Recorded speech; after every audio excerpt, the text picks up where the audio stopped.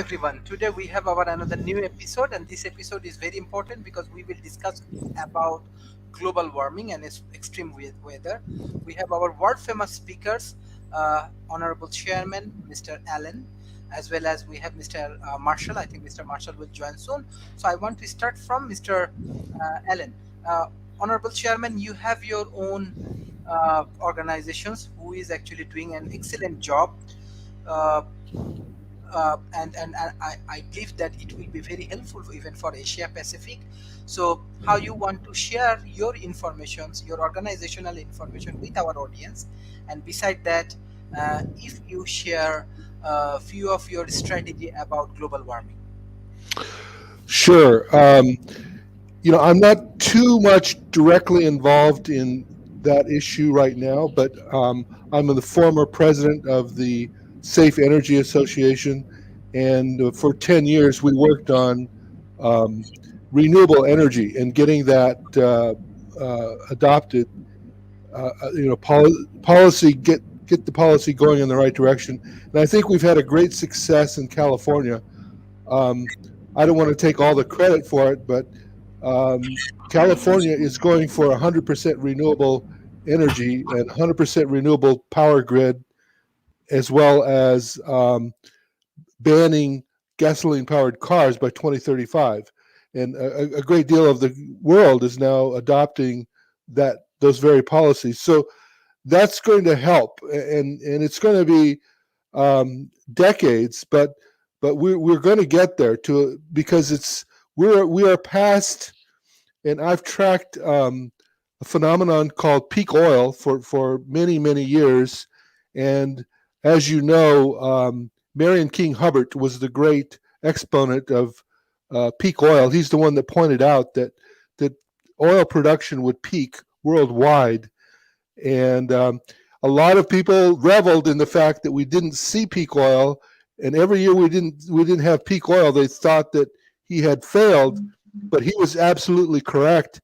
And the only thing the thing that was a little bit off, he didn't anticipate fracking, and fracking allowed us to produce more oil than anybody thought would be possible, and it delayed the peak by 10 to 15 years.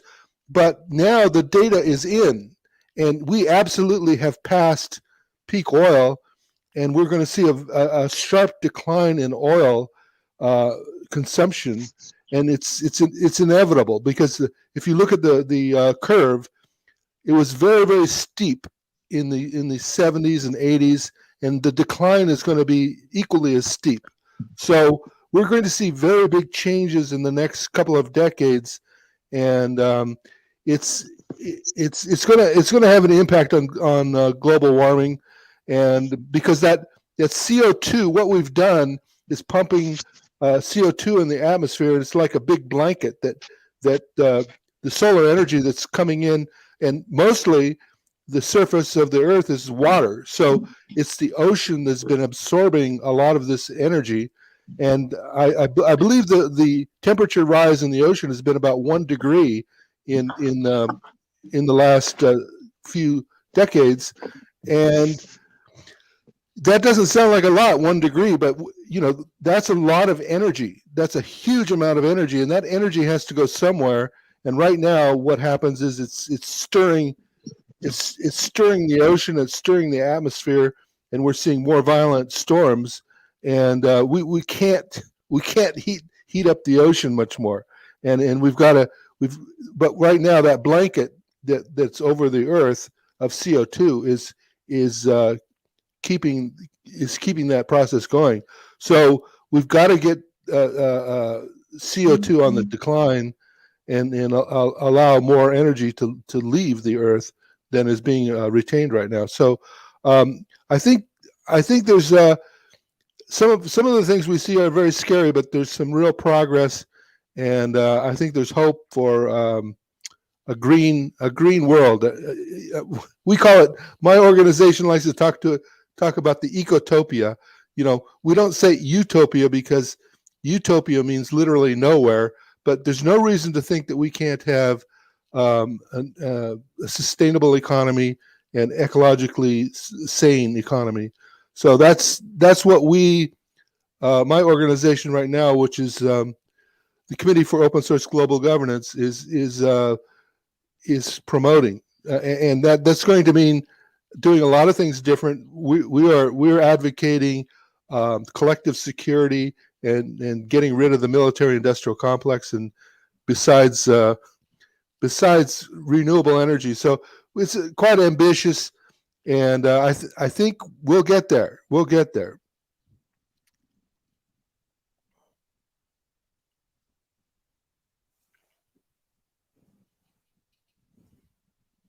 I think you're muted, Sharif. Mr. Marshall, can you hear me? Yes, I can hear you now. Yes. We have our other speakers, but I want to give you the floor, like how you want to analyze these global warming issues and what type of solution actually help us to overcome from this problem. Well, first of all, thank you for having me, Sharif, on this program once again. I think it's an important forum for people around the world. Every time I'm on this forum, I get inundated with people reaching out to us and wanting to follow what you're doing. I think this is an important topic, and I totally agree with what Alan articulated. I think he's spot on in terms of identifying some of the major issues of the climate crisis. And I myself am a business person. I'm not a scientist. I'm simply a humble servant trying to make climate restoration, climate repair available to people in the world. And in that regard, there's a lot of things that are going on. But specific to this topic, I do know enough to be dangerous. So I'll share you my dangerous thoughts with you, and you can, of course, disagree with me or agree with me as you see fit. But my understanding is that this topic is basically should be looked at through the lens of the scientific method. Our whole approach to everything that we do for climate restoration, climate repair is using the scientific method and is facts on the ground. And when the facts are refuted, we go with the truth. That's our approach. That's the fundamental approach. One of the things that we have found is that this is the science of what we're talking about today is, if you look at it, some of my engineers have educated me. It's called attribution studies work. In other words, what are we attributing to what's going on with the heating and the climate crisis of the storms that we've seen. Just recently, I'm currently located on the Hudson River in New York City. And not long ago, we had a massive storm that took place in the southern part of the United States, and it worked its way up as what they call nor'easter here. We're used to nor'easters, but nothing of this significance, where it struck New York City and the surrounding areas. And I'm in the lower Hudson Valley, so I'm about 90 minutes drive from New York City. And we got inundated by a hurricane called Ida. And the amount of storms and water was unprecedented, even by former nor'easters. I've been in this area for a lot of my life. And I can tell you that there's a big argument, certainly in the United States, let alone the rest of the world. Is it climate change, or is it man-made, or is it just the way of the nature? And the studies that our engineers and our scientists have shared with me is that there is definitive information that climate change is man-made because of what we're doing with our technologies from the turn of the century, of the 19th century and the 20th century, the advent of the combustion engine, and then, of course, the construction of cement and other materials that add a lot of CO2 into the atmosphere. One of the things that we noticed is that over time, we've gradually created this temperature raise, and there's arguments about how much it is and how much it isn't. But I think what is not arguable and based on science is that there is a temperature raise, and that man is responsible for a large portion of it. Not all of it, but a lot of it. And that we can make a difference. That's the second point, is that we can make a difference, and actually we have some runway, not a lot, to help solve this problem. And we need all hands on deck. That's why I'm really proud to be part of this panel here today. get the message out that we need all hands on deck and that there are solutions out there. I don't think it's one solution. I think it's a combination of solutions that will create climate repair and climate restoration. That's what we do. So we have core technologies that can help reduce GHG emissions. We improve water quality. We also improve soil health. We improve livestock health, which goes into the food chain, whether you're a vegan or not, it's still part of the food chain. And so there's a lot of issues that need to be addressed. And I'll stop at that point and say that we have a mission in front of us, and that if we use the scientific method, we can address it. I'll also put one point here.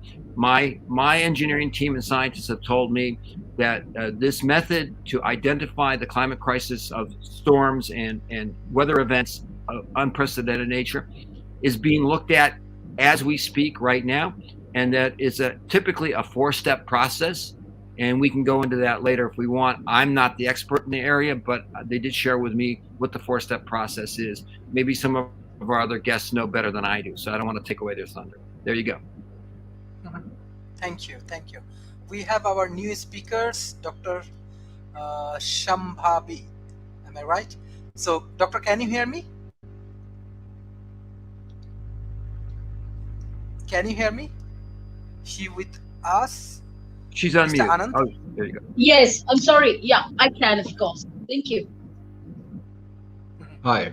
Yes. Dear Sharif, so Dr. Shambhavi and I are going to, she's my life partner, we're going to speak as a team, and we'll do this briefly together. Okay, there sure. are two parts. Sure.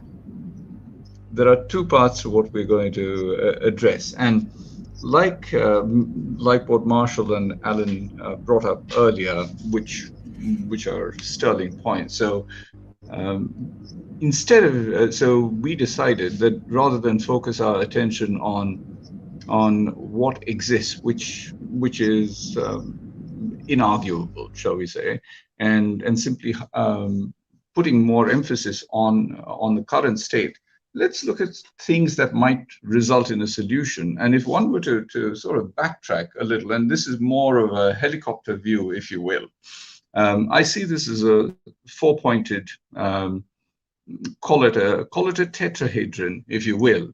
The effect of what we're seeing is climate change and global warming and extreme weather events, if you will.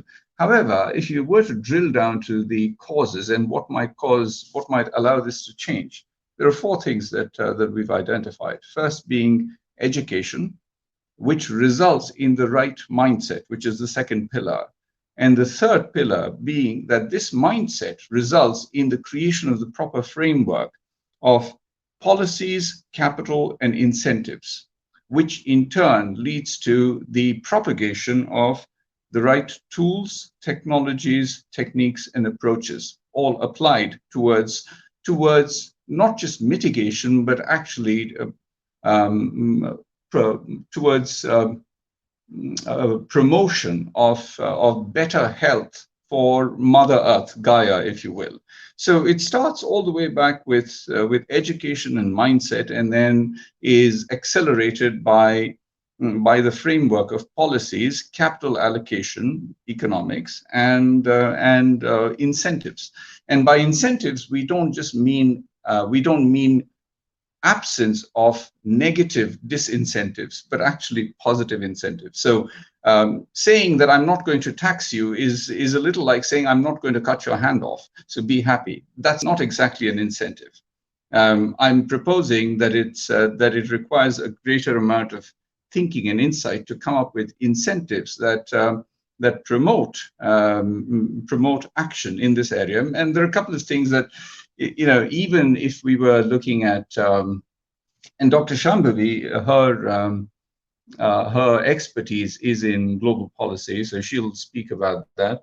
And there are at least 2 broad areas we can look at: large-scale agribusinesses and blue tech, if you will, water innovations, recycled wastewater and desalination plants, and hyper-efficient irrigation, all of which will provide for more efficient food and prosperity for humanity. which in turn means that we would have to denude lesser forests and create lesser CO2 emissions. But for now, I would love to hand the floor over to Dr. Shambhavi for her to speak briefly about policy. Thank you. Thank you. Dr. Shambhavi, yes. Yeah, thank you. Like, I thought that you would be probably laying the ground and then probably I could take it from there. Is it possible? Yes, possible. Yeah, I'm talking about Anand. Is it possible? Is it possible? Sorry, what was that? I said, I thought you'd be laying the ground and then I could take it over in the policy level, right? Oh, I Or think talk Sharif about all is, these issues. Sharif So might would you have be able to lay frozen. the framework? Would you be able to lay the framework and so that I can take it on to the policy levels, right? Oh, yes, Talking yes. about policy. So we talked. Yeah, what do you say? Yeah, What do we you say? talked. Don't you think it's good? It works well? Sorry, Yes, you there's an can. echo. You can. Okay. Dr. Yeah, Shambhavi, so, can you hear me? yes, I can. I mean, I just thought that I mean, that's. Do you want to lay the framework for this, and then I could take it on the policy level? Okay, Yes, About definitely. so policies and other Oh, aspects, because my area of specialization is also migration. Okay, okay, that's good. But example, when actually Mr. Praveen and you want to discuss together about your topic, so that's why we give you floor. Basically, we do discuss about the global warming issues today. So this is up to you, both of you. Actually, you will discuss about, or if you have a presentations about your policy, you can share your presentation with our audience. And And go if first. we have a specific question, yes. So if we have a specific question about your policy, I think we have our speakers. They will share their views or they will ask you a question. No problem.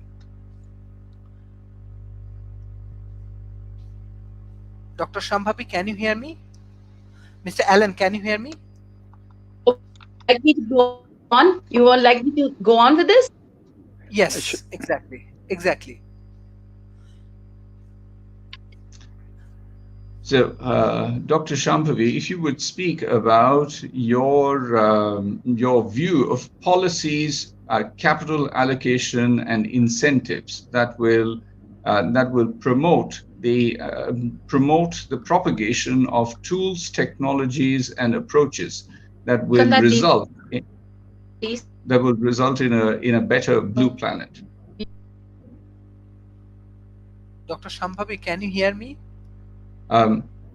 Dear Sharif, it looks like the signal is a little weak, so let's carry on. We'll circle back. Okay, in that situation, I want to give chance to Mr. Jim. Mr. Jim, can you hear me?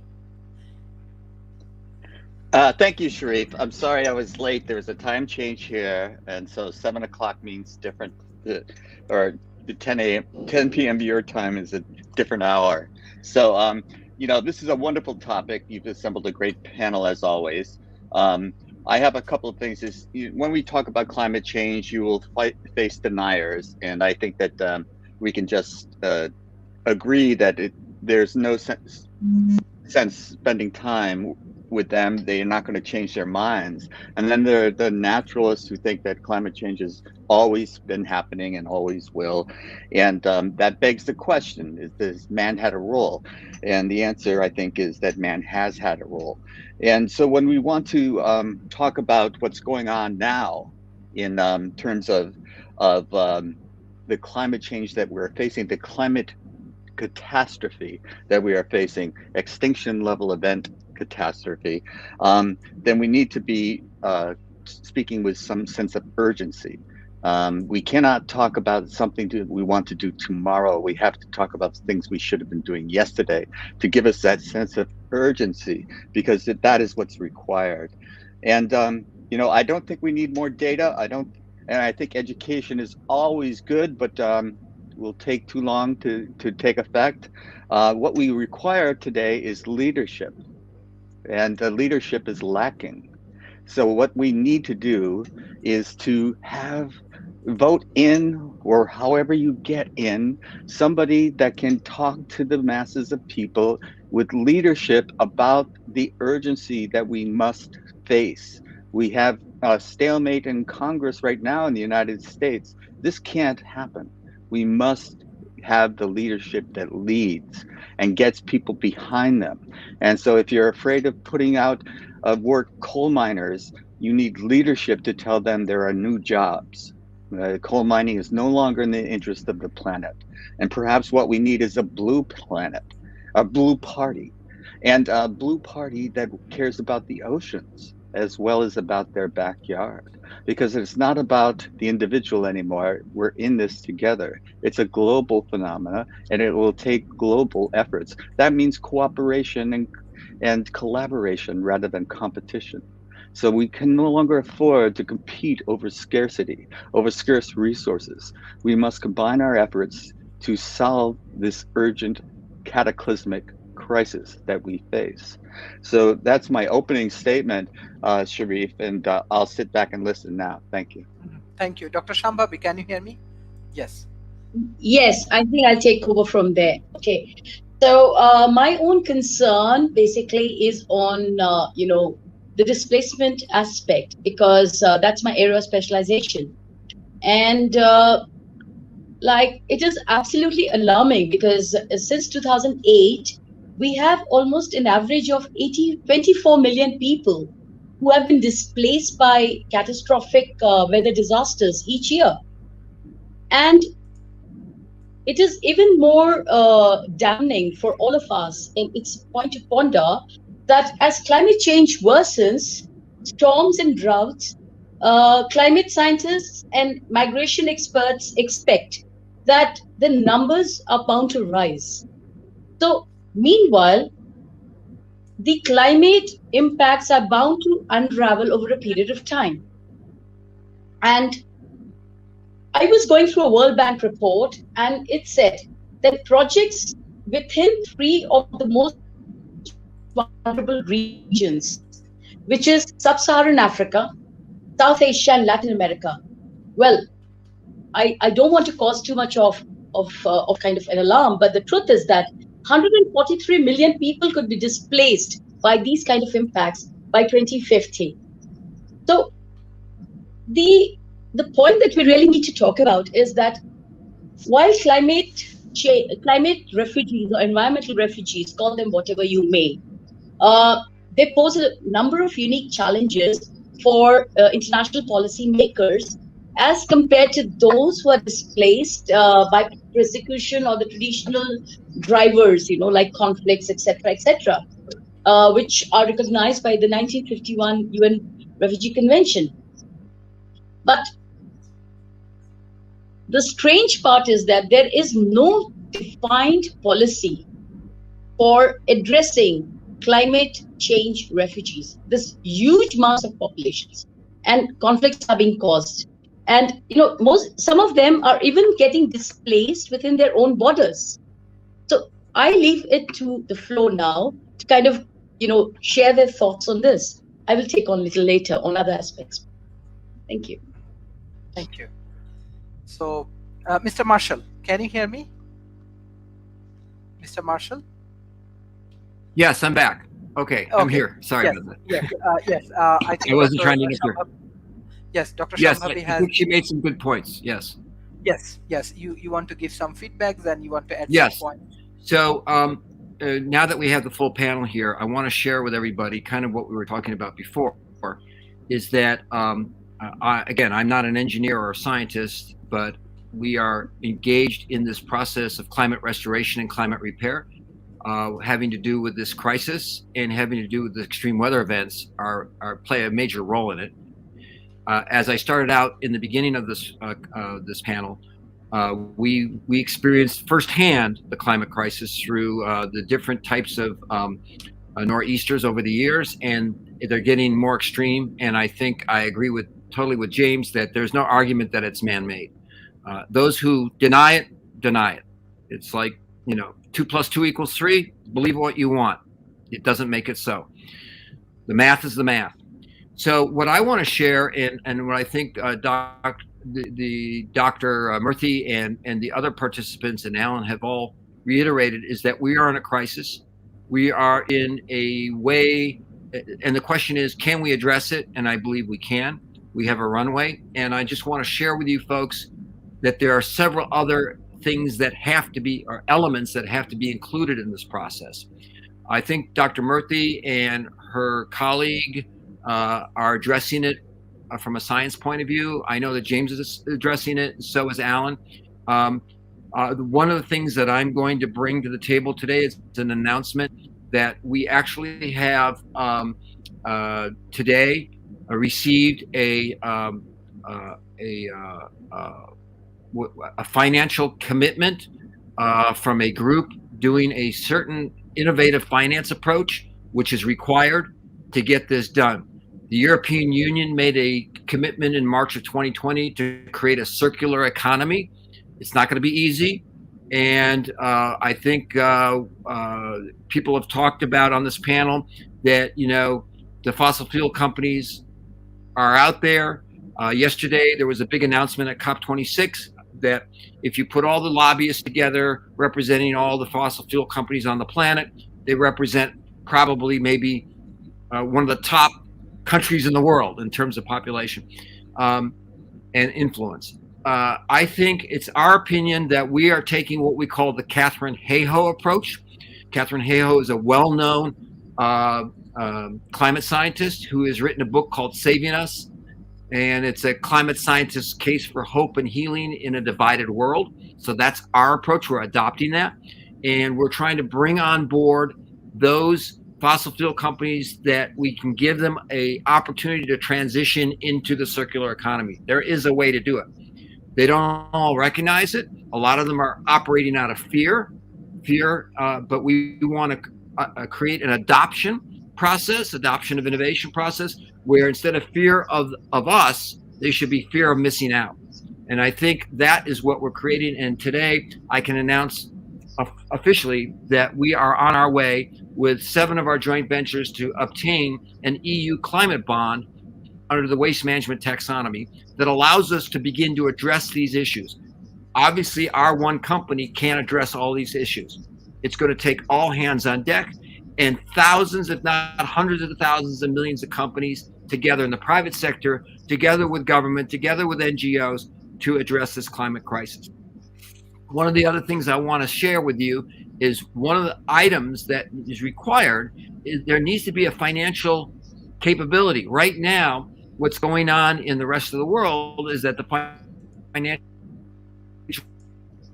pre-pandemic, people are looking at investment markets, they're looking at bond markets in a different way. The climate bond is different. It is the only bond, what is called a green bond category, which is confusing because there are green bonds themselves. But the climate bond is the only bond that's rated by Moody's, Fitch, and others. We received a letter of fit from the Climate Bond Initiative to get this done, and we're started up, but we've been around for a while. We've raised capital, but that's not the issue. The issue is to get the job done. How does one do it?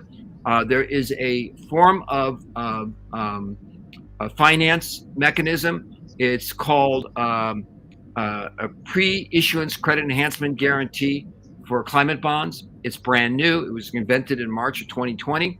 Nobody knows about it, but some people know about it. We finally got financial backing to give us that guarantee. We have the capability to create our technology, deploy it through our 7 joint ventures and other joint ventures around the world. And interestingly enough, even though it's an EU climate bond, none of our joint ventures are in Europe. They're in other parts of the world. And we're looking to expand that. So what is happening is we need tools to get us both scientifically, financially, and implementation-wise into the marketplace. And that's what we're doing. And we're creating what's known as a triple bottom line approach, meaning we will get a good return for the bondholders. We will generate, more importantly, a quantitative measure of return on the environmental impacts. And when I say environmental impacts, we're not talking about just lowering GHG emissions, which we're capable of helping participate in, but also not increasing soil health, water quality, and begin to help mitigate some of the climate crisis in the oceans. Another group, not just us, another group is the Climate Foundation, headed by Brian von Herzen, Dr. Brian von Herzen, who just has been elevated at one of the top levels for an award for helping mitigate climate risk in oceans. And so we need all hands on deck. We need the financial tools, which we believe we're starting to see come aboard. And we know that there's a lot of issues at COP26 that people don't believe in it. And we heard from Greta Thunberg about the blah, blah, blah, and that's true. But we need to act, and we need to act now. And together we can all act and make this happen. So I just wanted to announce we are on our way. We look to collaborate with other people around the world and make this happen. Thank you, Mr. Allen. I'm really sorry. I don't know, from StreamYard maybe there are some problem. I'm really sorry about that. From our side, it's 100% okay, but there are some issue from StreamYard. We already reported. So anyway, Mr. Allen, can you continue, please? Can you unmute, please, Mr. Allen? Okay, I think I'm unmuted.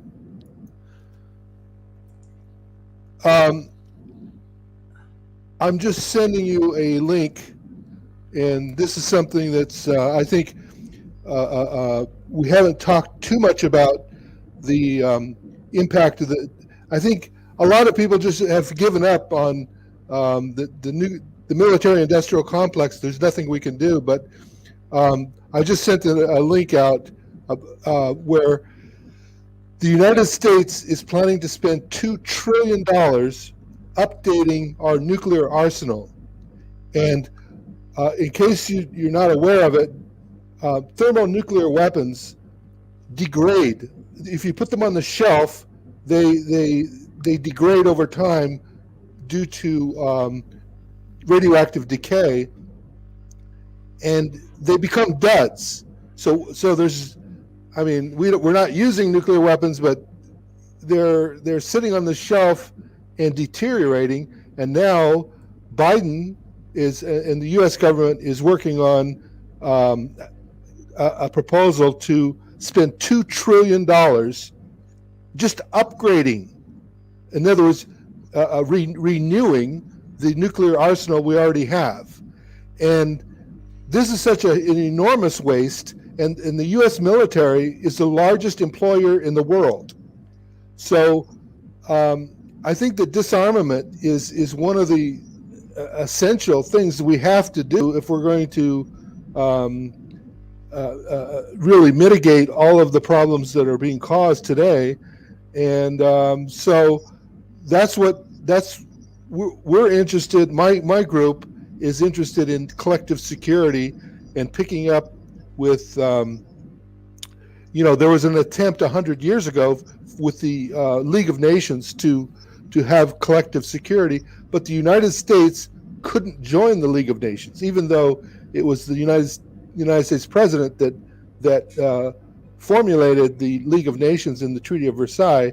The Congress said it's not constitutional for the United States. So we have to change the United States Constitution, and we need to formulate an international sovereign to in order for us to have collective security and take up the cause that was abandoned with the League of Nations. So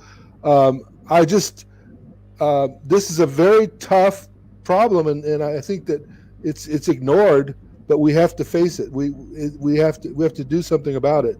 So that's what we're focused on. Thank you, Mr. James. Thank you, Sharif. Yes, and there was a question earlier from the audience about how does climate change affect these severe weather incidents like tornadoes and hurricanes, and the answer is clear. I think if you look at the data, they're more intense than ever before. We have storms now that we used to say occur once every 500 years, and they're routine now. So we're looking at them as an annual threat rather than as a 500-year threat. And that's the effect of global climate change, because what you're talking about is a system, and it's a system of systems. There are weather systems that are localized, but the climate is part of those systems. altogether. And so when the climate changes, then the localized weather systems change. And right now it's the intensity, the energetic intensity of these storms that are happening. And we have flooding where there was never flooding before of that intensity before. And we have air dry spells where there's never been before. I never heard the term heat dome until recently. And places that used to be chronically wet became dry. And then wildfires took place where they had never been before. So this is all a system of systems, and we're seeing the systemic effect of the change of the climate. And these things are not just happening coincidentally. They're not happening by accident. Man has polluted the planet to the extent that the planet is reacting violently to the presence of man's pollution, to its toxicity. And so we have to change our approach. We have to change ourselves first before we can change anything else. We have to stop thinking about the planet as an unlimited resource. We poured industrial waste into our rivers until they caught fire. And then we went, oh, they're not an unlimited resource. We have islands of plastic in the oceans now where there were none before. And no, the ocean is not an inexhaustible resource. And we have poured pollution into the air, so some places it becomes unbreathable. No, these are not happening by chance. These are man-made byproducts. And so the air we breathe, we hope to continue to breathe, is not an unlimited resource. We must become stewards again. And I would back up and say that this requires leadership in order to change our mindsets collectively. And yes, we are talking about $2 trillion into nuclear armament, and we can't pass a $2 trillion climate change bill that climate change is a big part of. And it's difficult to pass a $1 trillion infrastructure bill when our infrastructure is crumbling all around us. You know, this does not make sense. This is not lucidity. This is not sanity. So we must become sane. We must become lucid and reasonable and reason well, cogently. And I think that we all share part of the blame. You know, the scientific community, I not only do we not trust it, we don't trust anything now. There's been a tremendous systemic breakdown of trust. We must rebuild that. How do we rebuild that? Whoa, I don't know the answers to all these questions. But I do know that the scientists must also be leaders. They can't sit back on the sidelines, and some of them have, some of them have not. They cannot sit back on the sidelines and say, trust me. They must be leaders and get out there and tell them this is what we can do, and get people on board. This requires leadership. This does not require merely data. Data will not save us. So I think that getting people on to shows like yours, Sharif, is part of the solution to an incredibly difficult problem. And so I'm very appreciative of being on this and hearing others speak. Thank you. Thank you, Mr. Jamsid. Actually, I want to share some good news already with Singapore National University, Singapore Professor Kirpals, and some other influential professor, politicians, and corporation. We are collaborating. Hopefully, from next year, we will launch offline conference around the ASEAN. So we will invite all of you based on the airs and the COVID-19 law, rules and regulations. Definitely we will go for hybrid, online and both offline. This way I think we can make a real strategy in Asia Pacific with North America and Europe, and we can go for global collaborations, and we make more realistic solutions. So that's why politicians, corporations and academy, both of the all of the organizations and institutions will be helpful for our ecosystem development. So Mr. Marshalls, Mr. Allen, Dr. Shambhavi, Mr. James Eid, all of you are welcomes in our forum. Dr. Shambhavi, I think you have some better academic strategy for climate change. If you share more of your views. Not really an academic strategy. Actually, I get a bit worried when there is a talk, having been part of policy making at the national level, at the regional level, and even at global level. I get a bit worried that when there's a talk about leadership, because what I see is, as you just mentioned, like ASEAN, like in the Asia Pacific region, I see that often there is a greater willingness, and the same applies to African region or to the other regions. There's a greater willingness at the regional level to get together and talk about it and do put instruments in place, try to see how we can incorporate that into individual national policies. The problem is that, and I'm sorry, I'm using the word problem because this is a problem and we cannot be ostrichy about it. How do you get the leaders who do not want to even believe that polluters must pay, that developed nations have to do something with it, and developing nations are losing out in terms of, like, there are lots of conflicts happening in fragile states.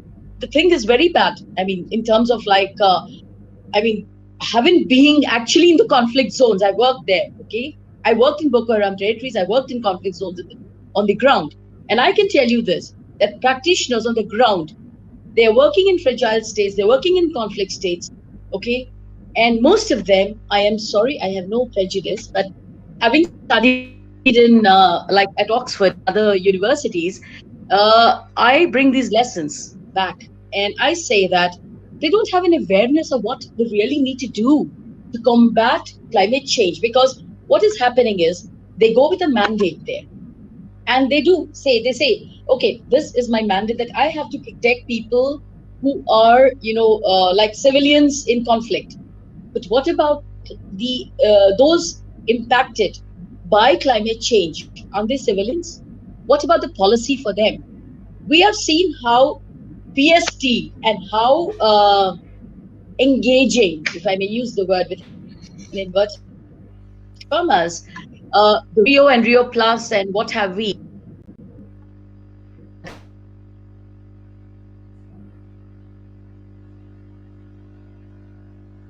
I think there is internet problem. I'm really sorry because we are struggling with, because she is actually bringing some very important point. Yeah, she was on a roll. Yes, Mr. Allen, I think that you have engagement with policy making.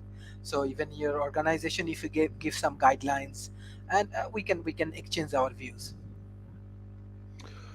Yes, I'm sorry. I would like to know, I would like to throw this open, to this esteemed panel, as to what is it that we can do to make our leaders actually listen to us? Because honestly, regional leaders listen, national leaders listen. Until it suits their own political agenda. Let's face the reality. Okay? It's not Gloriosa Superba at all at that level. Thank you. Thank you, Dr. Shambhavi. Okay. I want to give floor Chairman Allen. So, yes. What we can do actually, yes. Well, I can tell you that my experience has been at the state level in government. I have had a little bit of experience with the national government here, but as far as having an impact, and fortunately, I live in California, the largest state in the U.S., and it's very influential worldwide. Actually, we would be the sixth largest country in the world by GDP. We're larger GDP than Russia. So my experience has been getting to leaders in. I used to live in the Sacramento area, which is the capital of California, and one of the things we did with open source voting, for example, was to get a resolution passed in the legislature, which was not binding, but it caused a change in the discussion. And we also that was my open source voting initiative. But in terms of safe energy, we proposed a resolution. And this was in 2011.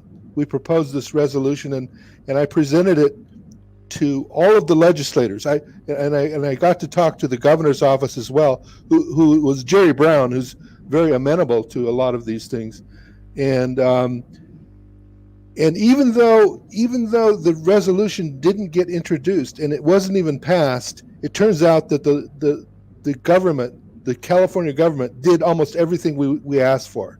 And by 2018, we had SB 100, which mandated that the state was going to go for 100% renewable power grid, and then a lot of other policies that would lead to renewable. For example, banning gasoline-powered cars, sales of gasoline-powered cars by 2035, and being the leader in the United States, California, a lot of other states are adopting exactly that policy, and actually that policy has been adopted around the world too. So you don't need to go to you don't need to go to the president of the United States. You don't need to go to the national leaders necessarily, because regional and state governors can make a big difference. So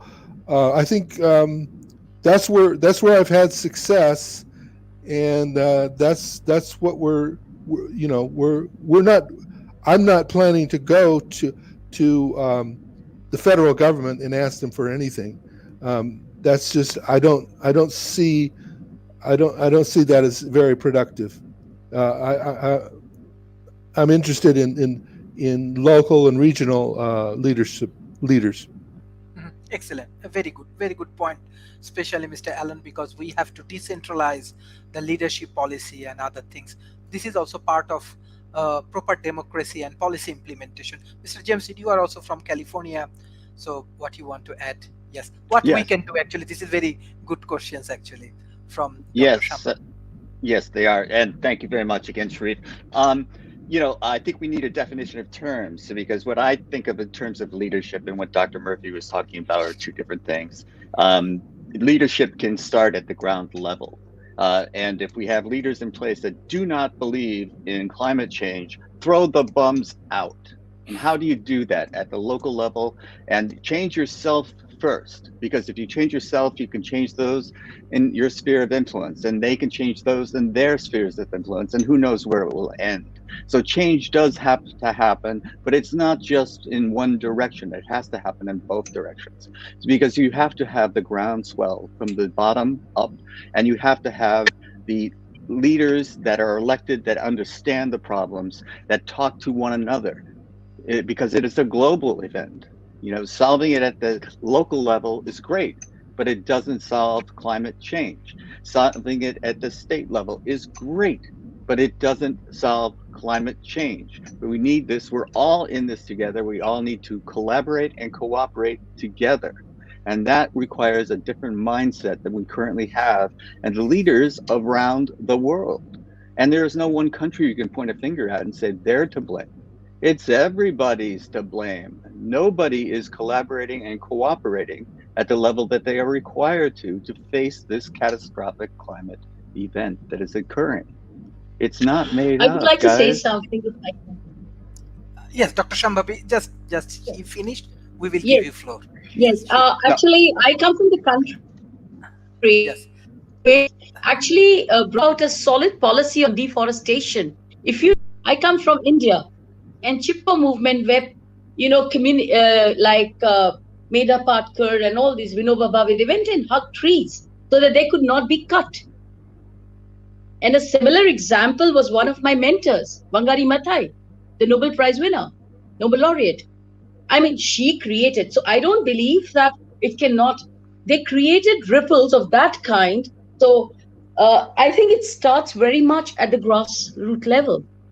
And I speak both as a policymaker and as somebody who's really worked at the ground level. And I can that whether it's Europe, there's a Kiribati. Are you aware of the Kiribati Islands? You know what's going to happen to Kiribati? There is going to be no Kiribati in the next few years. I'm just giving examples. The coastlines of California, I'm very much familiar with California, etc. My mother was a Fulbright scholar, and she set up half a dozen departments of post-harvest pathology in the US, in almost all the Ivy League universities. And so most of the shorelines, they are shrinking, even in the US. And when we say it has to start with the local citizenship action, which actually catches the attention. You know, I am a fan of Martin Luther King. I'm a fan of, Vinoba Bhave and, all these local leaders. And of course, like I was mentored by Bangari Methai. And I can tell you the kind of ripples they created, which actually led to policies being made at the global level and being brought to the global table. Okay, so we cannot say that we the people cannot do things, because we the people can definitely do things. We the citizens can do things. We the people as a civil society, we can do things. We the media can do several things. We can do. And we need to come together. Many years ago, I was based in, I mean, not many, I was based in Africa all along. Almost 18 years, Africa has been my home. And I created a movement for, African refugees in Nigeria. Involved various, right from, you cannot say that you do not want to go to the FGN. I would go to the FGN, definitely.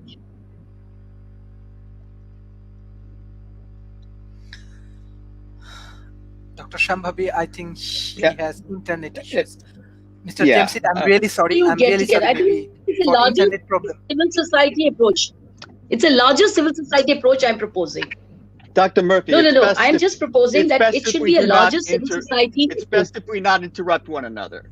It's polite and best for all if we do not interrupt one another. No, And I was speaking. I'm not interrupting. I'm just, I am speaking. no, actually, And okay.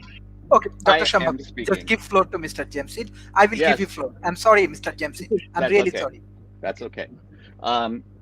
We all just aren't as skillful as we don't want to pass judgment on one another. We don't need to list our credentials. We don't need to tell each other how great we are. What we need to do is focus on the problems, because the problem, accurately stated, is half solved. And it's wonderful to be lectured on groundswell of the ground up philosophy, which I've been preaching all my life. But it takes a lot of things to end up getting things done. And there's a lot of groundswell that have failed because there are numerous forces at work to suppress them. And some of these are like the dark money that influences the US policy, the fossil fuel industry, which has the lobbyists lined up. And so if we ignore all of these factors, we are going to run into a roadblock that we cannot get around, dig under, or fly above. So we must pay attention to all these factors. So yes, it has to start from the ground up, but it also has to be vote in the leaders that are aware of the real problems.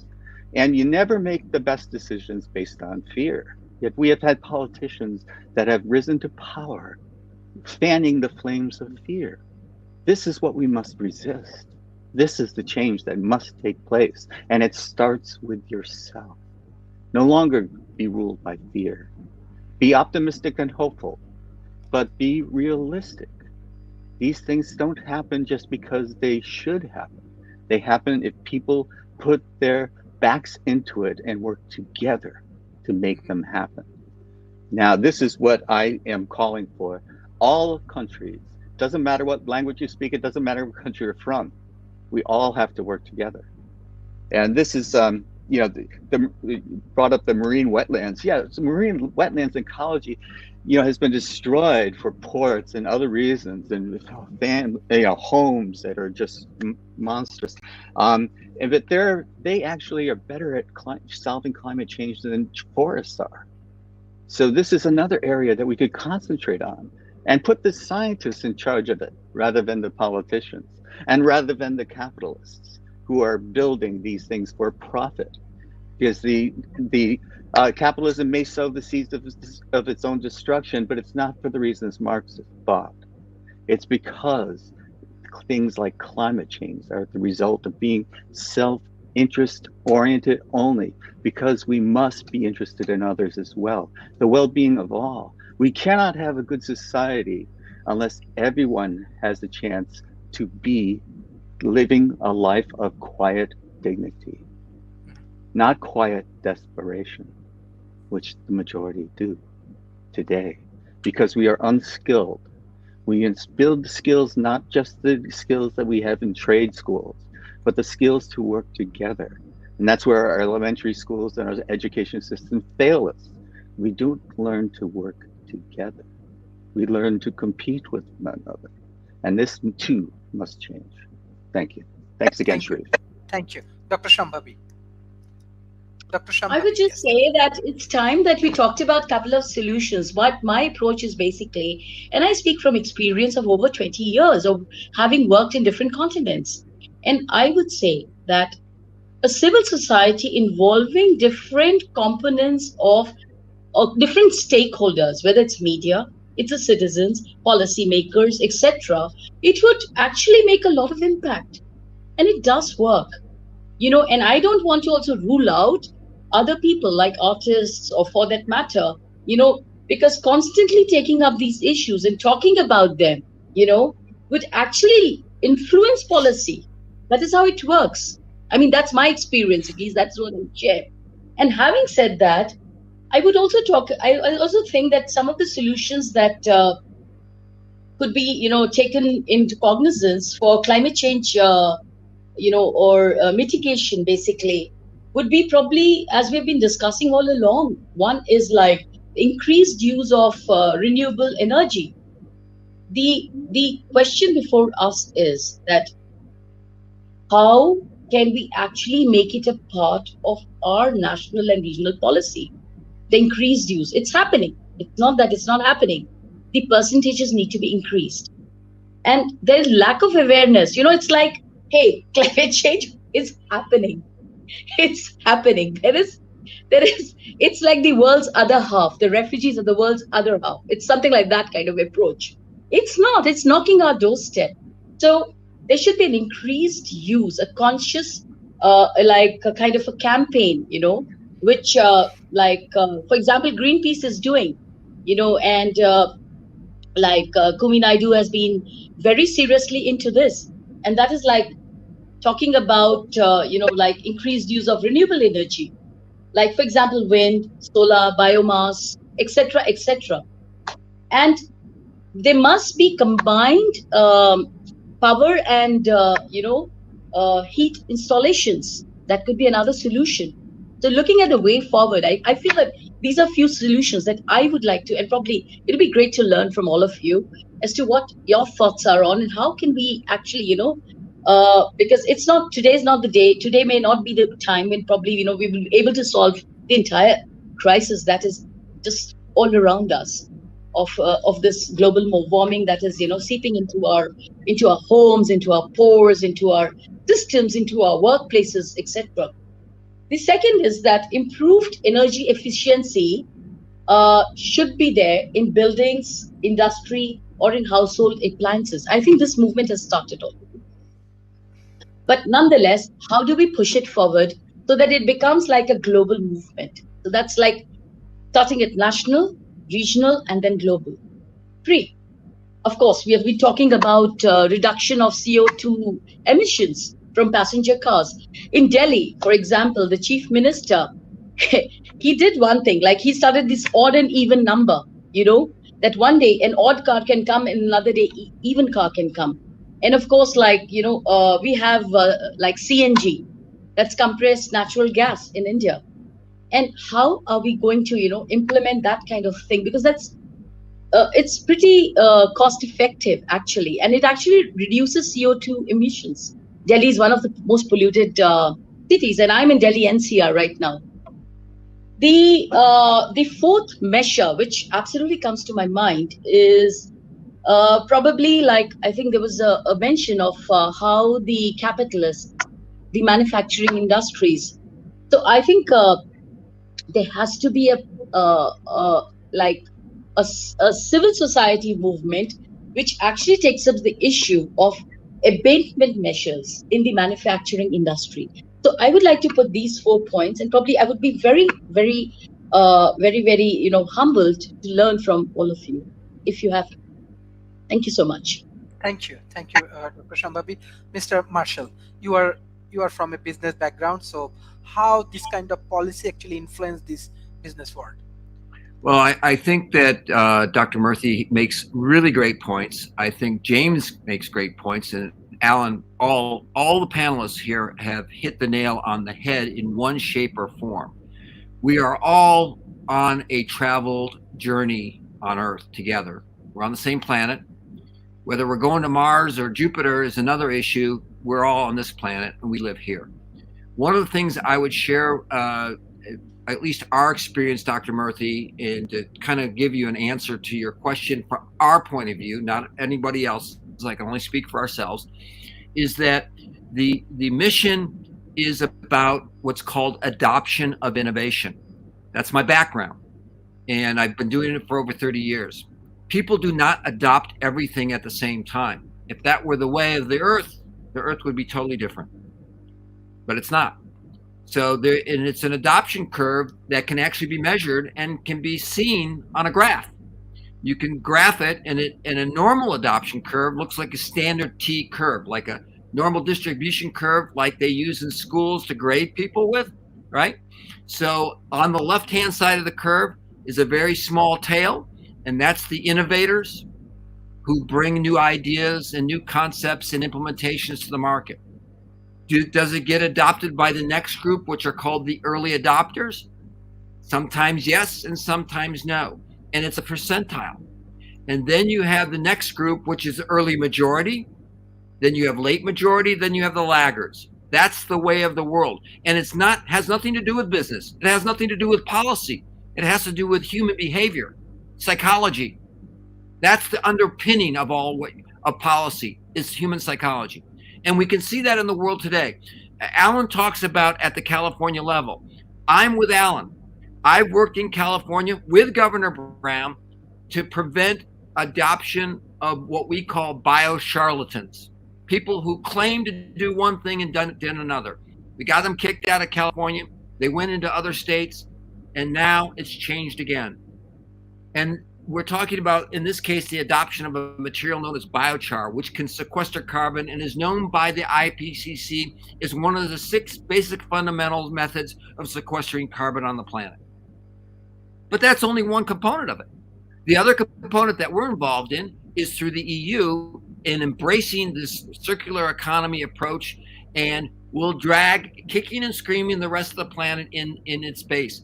And there are other parts of the world that are not going to adopt this. And we have to be realistic about it. It could be either for political reasons. It could be for other power reasons. It could be for a whole host, or unfunded reasons. The point is, adoption of innovation occurs over time. The issue we're challenged with, as James has pointed out, and Alan has pointed out, and Dr. Murthy has pointed out, is time is of the essence. We don't have time. There's certain governments that are talking about getting climate change done by 2060.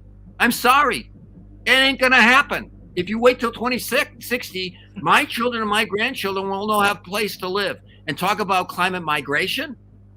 We already know that there's a climate clock in New York City counting down, not the clock for New Year's at Times Square, but the one at 14th Street in Union Square, that's counting down the climate clock. And it's counting down that less than 7 years, maybe 5 years or 6 years, we will have 200 million climate migrants on our hands around the world. The sea levels are going to rise by 2 meters. 2 meters. And that's the conservative estimate. What's going to happen to the Caribbean islands? What's going to happen to Tonga? What's going to happen to places along the California coast? A lot of things are happening. But I agree with Dr. Murthy that it's not about what the issues are and wring our hands and say, oh, woe is me, there's nothing we can do.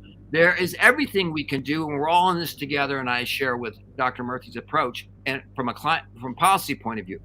What we are doing is we are taking the effort to create this adoption of this innovation of climate crisis, getting it out there, and those who will not adopt, we're going to have to bypass them.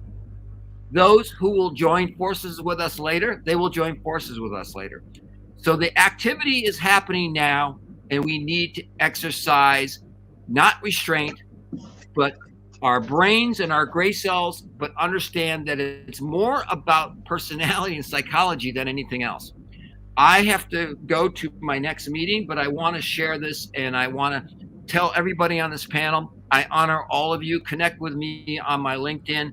I've sent out a message to you. Anyone else out there in the audience that wants to connect with me to participate in this, I'm with you all. We're here. We're getting funding. We're going forward, and we're going to make a difference. Will we be successful? Only the time will tell. I am not Kreskin. I can't read people's minds, nor can I foretell the future. What I can tell you is that under our own efforts, we are doing everything possible with both technology, with financing innovations, with policy innovations, and we need to work together. And Dr. Murthy, I like your concepts and your thought patterns. I like James's and Alan's. I want to move forward together as all of us to participate in this capability. So thank you very much for having me on this panel. I apologize for having to leave now, but I've got to go to my next meeting. But I look forward to the next panel, Sharif, and thank you for having me on again. Thank you. Thank you, Mr. Marshall. Actually, World Talent Economy Forum as a think tank in Asia Pacific, we are actually action-oriented organization. Not only the open dialogue, we are taking a lot of action. Even you joined with the Malaysian Climate Change Department's dialogue. So we are developing strategy. We help the government to develop policy as well as help to grow their business and projects. So your organization always valuable for Asia Pacific. So if you have a better strategy, all of our speakers, you can collaborate with us. We can develop open dialogues and we can take action. That is. So I'd like just to announce before I leave that we have a team coming here to the United States from Europe this coming week at the end of this week, and then they will be going to your part of the world, Sharif. And we also have a team that will end up going to India, around the world. There's no part of the planet that's going to be exempt from this climate crisis and the subject matter of today's discussion or the previous discussions. We are all in it together. I'm with you. I see you as colleagues, and we need to work together. And I admire your differences of opinion. You don't have to agree with me, but I just want you to know that we appreciate everything that everyone is doing on this panel, and we will see you in Malaysia. Cheers. Thank you. Bye-bye. Thank you, Mr. Marshall. Thank you. Bye-bye and take care. Yes, I directly want to go for the concluding remarks. I want to start from Dr. Shambhavi. What's your concluding remarks today? I think it's as I think I would just try to summarize. I'm sorry, my partner, that is my life partner, Anand, had to go for a meeting, but we decided kind of to kind of summarize this in this manner. And I would have loved that if he had done this, but it's now put on my shoulder. Well, summarizing all, I mean, it has been a wonderful discussion, and it's very encouraging to see local initiatives taking shape in different parts of the world. Having said that, my own submission, or rather our own submission, other than my submission, would be, I think what he said in his opening remarks was about technology, using technology, as a way forward. So how are we going to capacitate the populations to actually understand the climate change through technology? So that is one. Two, he talked about education, and I think by education he meant also information dissemination. So I mean, one of the things that we were talking about, Anand and me, were about having these as part of the curriculum. Yeah, environmental studies are very much part of curriculums in school. But the point is that still, it's treated like a grade subject. So how do we take it right at that level? I'm just doing a couple of thoughts here and there, and I will I'm kind of being a juggler in this, but these are thoughts that come to my mind. The third thing is involving the various stakeholders of the civil society. We are not here to say that it is this or that which is actually causing this problem. The point is that it is we the people. If there is a crisis, it is for we the people. So we have to involve the various stakeholders, right from whether you're an artist, you're a poet, you're a media person, you're a capitalist, or you are an industry person, or you are a corporate a person, or you are a policy.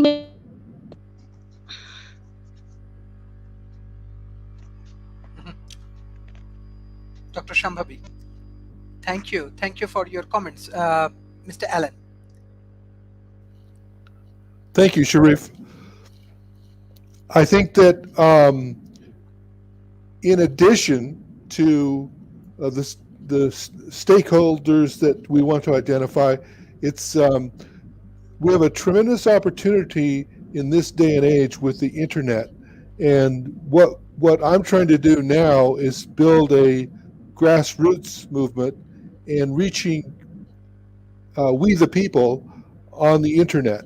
So we're starting slowly, my organization, in this regard, but I think you're going to see some positive developments, and really we need to bring this to the masses, and so that's what we're trying to do. Thank you. Mr. James, what's your concluding remarks? I once again want to thank you, Sharif, for addressing an extremely important topic with a very well-assembled panel. I think everyone has to do their part. I've heard that as a theme throughout the show. But there are walls between us to prevent cooperation and collaboration. And we don't want to build walls. We want to tear them down. We want to build bridges instead. And what we need to do is to work together and to extend the hands out to one another. And because we are all in this together, and things have changed, and the pace of change is accelerating. It's not slowing down, it's not evening out. It's going faster and faster and faster. So yet what Marshall said about 2060, yeah, that's too late. We needed to be working on these things yesterday. Then we need that sense of urgency today. And there was a time in the past, we had the London pea soup fog. It was like breathing pea soup. And in London, that was a local weatherized phenomenon brought about by factories, by man-made factories that polluted the air. People couldn't breathe them. So who did that affect? Well, it didn't affect the rich. The rich were able to move away. It affected the poor, the workers. It affected labor. It affected people who could not move away. And so the point I'm trying to make here is that even the rich have no place to go today. They can't go into the countryside because the countryside will be polluted and toxic to live in. So these are the types of things. There's no answer to just pursue your own selfish, rational interests. It is your enlightened self-interest that you must pursue. Every single one of us, because every single one of us is in it together. And there is no escaping the inevitable consequences. We were talking about mass extinction events. And if we survive, if we do nothing and the climate change takes its toll to the catastrophic levels that some predict, Homo sapiens might be extinct. We might carry on as something else. Homo mechanics, Homo robotic, something like this, part machine, part human. Who knows? There may be technological things that save some of us, but we won't no longer be the people we are today.